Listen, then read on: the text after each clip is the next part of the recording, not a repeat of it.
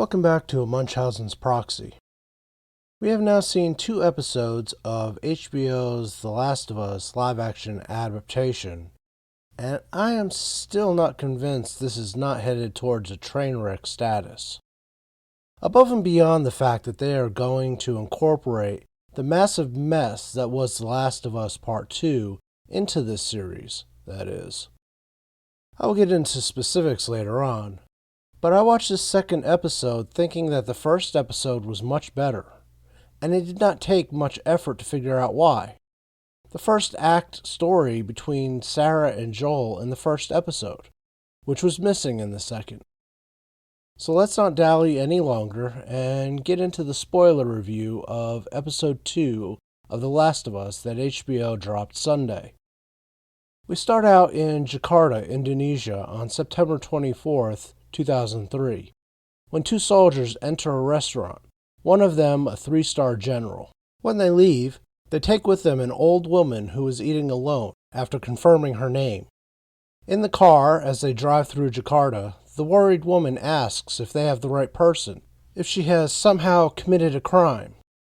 They tell her that yes, she is the right person. She is a professor of mycology at the University of Indonesia, correct?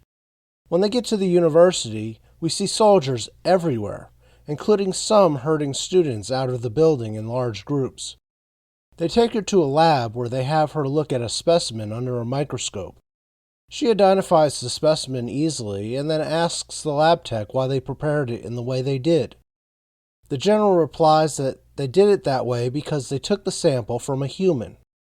The professor tells them that that is impossible, since that particular fungus cannot survive in humans.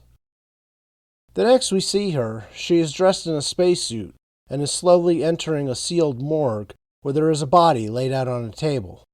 The general, observing from a room with a window onto the morgue, tells her if she feels sick to immediately leave the room. When she examines the woman, the general tells her to look at the leg, and she sees a bite. When she asks the general if the bite was made by a human, he confirms it was. She uses a probe to investigate something in the mouth, coming out with tendrils. She immediately drops the probe and the tendrils to the floor, hightailing it out of the room with a terrified expression on her face. Later, she is sitting in what looks like a waiting room when the general enters and hands her a cup of tea.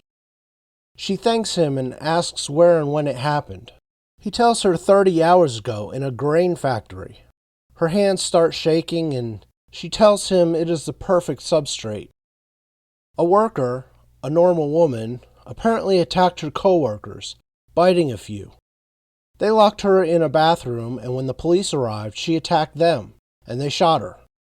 They took those who were bit into isolation for observation, and, when they got sick, they were executed per protocol. They have no idea who bit the first woman, and when the professor asks if any other workers were missing, the general says there are 14 unaccounted for thus far. He tells her that they brought her into this to help develop a medicine or vaccine.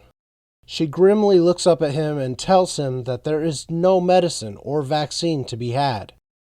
When he asks what they do, she tells him to start bombing the city and everyone in it.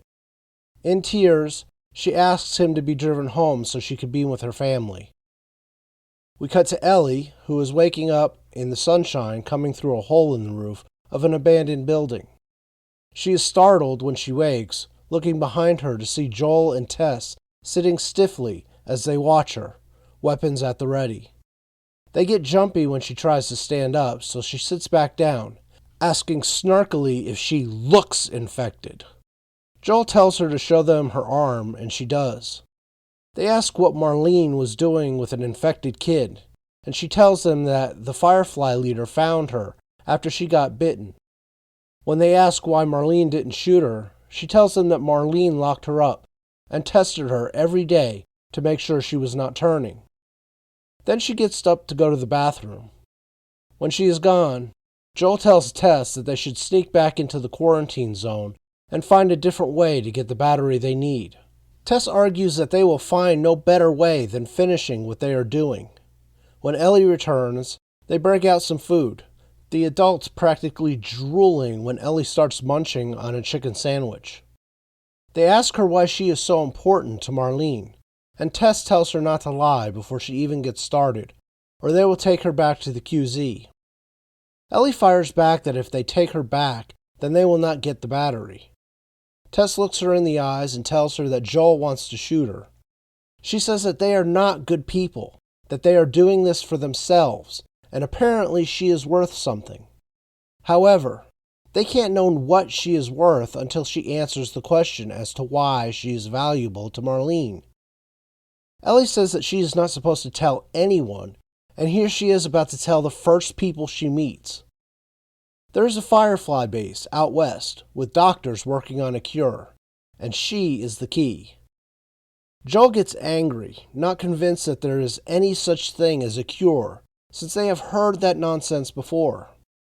He tells Tess that this is not going to end well. Tess argues that it doesn't matter whether Ellie is or is not the key, as long as the Fireflies believe she is, and they get what they want to go find Tommy.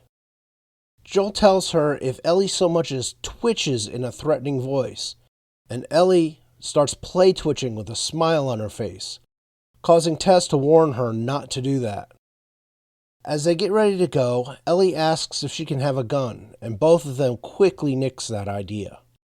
When they get outside, Ellie is amazed at the sight, having never been outside the QZ before, and not getting a good look the night before in the dark.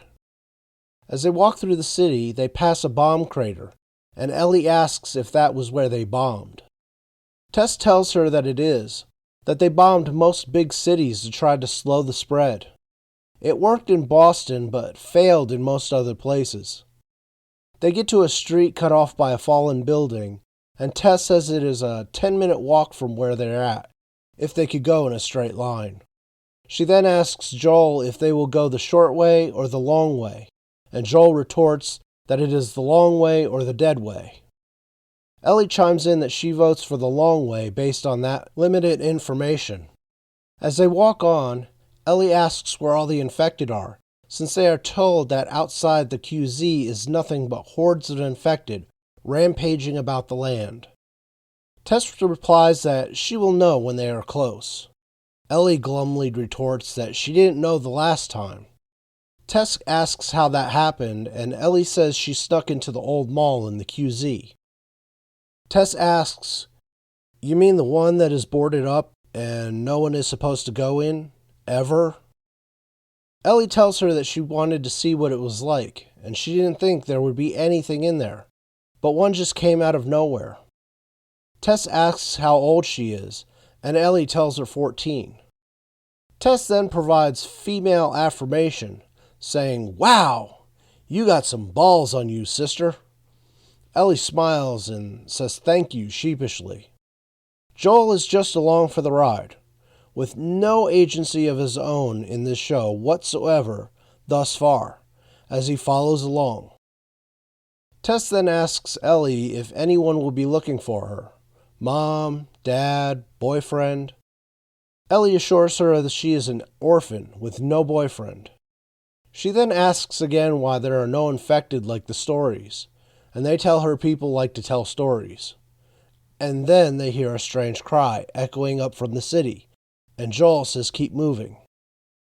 They finally get to the hotel they are looking for, and they have to wade through the flooded lobby to get to a stairwell on the other side, not thrilling Ellie at all. Ellie starts messing about at the check-in desk, and Joel tells her she is weird. She then scares herself silly when she moves a luggage cart and a skeleton falls towards her from behind it. They climb 10 stories up the stairs, only to find the way blocked by debris. Tess climbs it to try to open one of the doors off the hallway so they can go another way. While they wait, Ellie takes out her knife and starts tossing it. She asks Joel where he and Tess are from, and then asks if they're a couple, which Joel does not want to answer. Then she starts asking about infected, how long they live. Joel tells her some only last a couple of months, and some have been walking around for 20 years. She asks if he killed any, and he says a lot. Then she asks if it is hard to do, knowing they were people once, and he says sometimes. Tess then opens a door for them into one of the hotel rooms.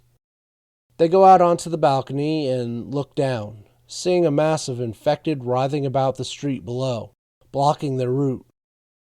Ellie notices they are connected, and Tess tells her more than she knows. She tells Ellie that the fungus can grow underground as well, some for miles. If you step on a patch of fungus in one place, you can wake a dozen infected somewhere else, and they know where you are and come for you. Tess tells her that she is not immune to being ripped apart, and that she is trying to keep her alive. Ellie nods her understanding and asks what now, the short way? Joel tells her the museum while giving Tess a serious look. When they get to the museum, they find fungus growing out of the doors, and Ellie says, "You have got to be f***ing kidding me." Tess suggests that there is a way across from the top floor. Joel inspects the fungus tendril and sees that it is bone dry, suggesting they are all dead in the building. Tess tells Ellie there are now more ground rules. They go slowly. If they run into anything, she gets behind them and she stays there. Inside, they find some infected who are all dead, and Joel says they should have gone that way first. Ellie rounds a pillar and sees the body of a guy who's badly scratched. They suggest he could have been attacked outside and crawled inside to die. Joel then tells them that from that point forward they are silent. Not quiet, silent. Ellie tries to ask a question and he says, no more questions, silence. They head upstairs slowly, the stairs creaking. On the stairs, they find clumps of fungus and try to avoid it. Ellie steps on a skeleton's hand, crunching it and making them all freeze for a second. When they get to the top floor, Tess trips over Ellie, sending them both crashing to the floor in a clatter. She tripped because the wall fell in behind her, pushing Tess into the room. As the girls get up, they hear a noise in the room. An infected comes into the room, shambling towards them. They are behind some glass cabinets, and the infected walks by on the other side. Joel gestures to Ellie, letting her know that they can't see but they can hear, so be quiet. The infected comes around the case, and Ellie gasps, forcing Joel to shoot it, but he misses anything vital, having to wrestle with it. Another infected comes around the corner, and Tess shoots at it, but misses. She grabs Ellie and runs. Ellie trips and crawls in one direction while Tess takes off in another, with the infected on her trail. Joel gets away from his and runs across Ellie, the two of them hiding from the infected that followed him. He winds up stepping on some glass and it leaps on the two of them. He fires into the body, getting it off of them, and then getting to his feet. It attacks again and he shoots it in the head. The infected that chased Tess comes at them, and Tess comes at it from another aisle, hitting in the head with an axe. It stumbles around and Joel finds his rifle, lost when he wrestled with the first one, and he shoots it. They take stock of themselves and Tess has a twisted ankle. Ellie discovers she was injured in the arm where her original bite scar is. She says if it was going to happen to one of them, leaving it hanging that it might as well be her since she seems to be immune. Tess suggests getting out of there now. They go out of a window and stop so they can tape up Tess's ankle. The way goes across a wooden board spanning the street between the museum and the building next door. Ellie goes across and Joel starts to worry about the bite Ellie got. Tess yells at him to just take the good news for once, to think that maybe just once they could win. She sends Joel across to Ellie so that she can be alone a minute. They see the Capitol building several blocks away, and Tess comes up behind them, enjoying the view, and tells them that they should get there before dark. They go down some scaffolding to the street below, and walk up the street to the Capitol building to hide behind a car, wondering where the fireflies are.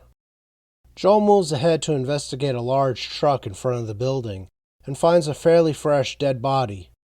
He opens the back of the truck to find it empty, and the girls join him, seeing the empty truck. Tess asks what the hell is going on, and Ellie finds a blood trail heading inside.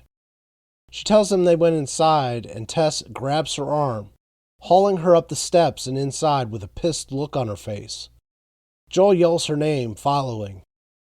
Inside, they find the fireflies slaughtered. Tess looks around through the stuff wildly, hoping to find a clue as to where they plan to take Ellie, or maybe a radio or something. Ellie asks if Fedra killed them. Joel tows over a body onto its back and says no, one of them got bit and attacked the rest dying fighting the infected one. Joel tells Tess it is over, that they need to head home. Tess snaps back at him, saying, "That is not my home." She tells him that she is staying, that their luck had to run out sooner or later. Ellie looks at her in horror, guessing that she was infected. Joel tells her to show him, and she bares her neck, a bite already looking slightly healed and fungusy. She asks Ellie to take her bandage off, and she does, showing a nearly healed arm. Tess takes her arm and shakes it at Joel, telling him to look, that she is for real. She asks him to take Ellie to Bill and Frank's, that they will take her off his hands, that they will take care of everything. She asks him to do it, keep her alive and set everything right. Outside, the infected lying around the city began to animate, the fungus bringing them alive. Joel goes to look and sees them coming. Tess starts knocking over gas barrels and dumping grenades all over the floor, telling him that she is making sure the infected don't follow them. She tells Joel to save who he can. Joel looks at her for a long moment before grabbing Ellie's wrist and dragging her away to her protests. Tess tries to light a lighter, but it is not working as the infected approach and bang on the door. She backs into a pillar and keeps trying as they flood into the building. And at this point, my only thought was, why the f***ing hell did she not just use a f***ing grenade or two that she just dumped all over the f***ing floor? It would be a hell of a lot quicker death. Anyway, one of the infected hears her trying to spark the lighter and stops, approaching her. As he gets near, tendrils come out of his mouth, and she just stands there, letting him French her with the tendrils. She finally gets the lighter to light, dropping it and sending the building up in flames. However, aside from the initial flash explosion of all that gas lighting, no explosions? Were the grenades duds? They should have set off secondary explosions as the explosive within hit its ignition point as the fire burned. Whatever. Joel and Ellie go outside and they duck for cover as the building goes up. They stand up and watch the building burn for a few seconds before turning away. Joel walks off and Ellie just stands there as the screen goes black. So, what did I think about episode 2? My first thought was that it did little to alleviate my qualms from the first episode. I was right when I said in my first review the following. I am hoping that now the main characters are out of the enclave, things will pick up and improve. I was both right and wrong when I said that. The story did move, and it was a bit more interesting than the first episode after Sarah died. There were still pacing issues, however, and writing decisions that are griping my ass still. The main one of the writing issues is the fact that at no time in this entire series thus far has Joel had any kind of agency. Even in the first part of the first episode, he was mostly reacting to circumstances and going along with the story. After that, he was mainly following Tess's lead, despite the fact that other characters in the story suggested that Joel was the boss of the two of them. And that did not change in this episode. Tess did most of the talking, and drove the decisions. The only time he seemed remotely in charge of anything was in the museum, and that is simply because he is the tank of the group, and they were heading into a possibly dangerous situation. After they get out of the museum, Tess was back in charge, right up until she sent him off with instructions and a mission to get Ellie to safety, and then she blew herself up. Will that shift Joel's character at all? Given the snarkiness and headstrongness Ellie displayed thus far, I get the feeling she will wind up in charge, until they find another adult woman to be in charge somewhere along their journey, which I'm sure is going to happen. This episode's story was fairly straightforward, only those details to pick at. What there was done well. HBO is a very good studio. The cinematography, sets, CGI, and action all went well and on point to deliver a show that normies should eat up. I, however, am still resisting the pull to let it sweep me up because the issues I have keep pulling me out of the immersion. And then there is the looming idiocy that I'm pretty sure will be coming because Naughty Dog f***ed up in producing their second game, and nobody at Warner Brothers had the clout or intestinal fortitude to decide to ignore the disaster The Last of Us Part 2 was, and write a different continuation of the story. And yes, I know I am deviating from my usually firm stance that the source material should be followed. But when the source material for the continuation is simply so reviled by the fans you are trying to draw in to watch your series or movie that it will drive them away in droves, you are justified in ignoring it. It would be like deciding to do a remake of the Caddyshack series. No, don't even think about it, Hollywood. You are too incompetent and comedy is too not comedy at this point in time for you to manage to even hit Ghostbusters 2016 level of bad as a result. So do not take this as a hint of something we want you idiots to do. As I was saying, it would be like trying to remake Caddyshack and turn it into a franchise series, but deciding to include the abomination that was the story of Caddyshack 2. Caddyshack 2 is such a deviation from the original, and so bad that you would be fully justified in ignoring it, and simply writing your own continuation of the Caddyshack story from the point of the first movie ending. The same should have been done for the Last of Us series. HBO should have sat Neil Druckmann down and told him, listen dude, you f***ed up, we know you f***ed up, you know you f***ed up, the fans know you f***ed up, and not only did you f*** up, but you compounded it by turning the fans of the game against you in droves. Why would we want to bring that on us as well? Let's just forget The Last of Us Part 2, pretend it does not exist, and come up with a better story than the mess you and your people wrote. Instead, from what I have heard, they are fully intent on using the storyline from the second game in this series. And at that point, I will go from having fairly minor issues with the series to having major problems with it. While I did not play either game, I have heard a general overview of what the storyline is in the second game, and I have watched people talk about the absolute struggle it is to get through the second game. Not because it's hard, but because it is so boringly and maddeningly stupid. And despite knowing that sentiment is out there, it is where we will be heading if the leaks out of HBO are correct.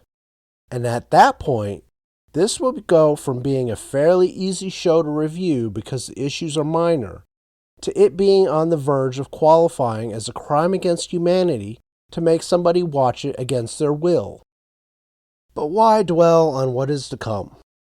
I will wrap this up by saying that it is still not the triumphant masterpiece of the cinematic arts that some are declaring The Last of Us to be. but it is not a bad show. Were I to rate it, even my ranking would have to be somewhere in the 65 to 70% range, with the first episode rating even higher due to the performance given by Nico Parker and her chemistry with Pedro Pascal. Thus far, I have not seen nearly that kind of chemistry between Bella Ramsey and Pedro Pascal. And now that Tess is gone, they have managed to kill the only two characters that were actually working for me thus far. As I ended last week's review, I will end this one by saying, I guess we will see. With Tess out of the way and Ellie and Joel traveling by themselves together, for now, will their characters mesh in such a way as to change my mind about both actors' performances? I have doubts, as I have since the moment Sarah died. Anyway, that's all for now. If you like what I do here, please take the time to hit the like button and subscribe to the channel. Please make sure the bell notification is clicked on so you get notified when new videos upload. And please share the video and leave a comment or constructive criticism below. It does help with the algorithm. The next video should be the finale review for The Witcher Blood Origin in a few days, and I will see you then. Tschüss.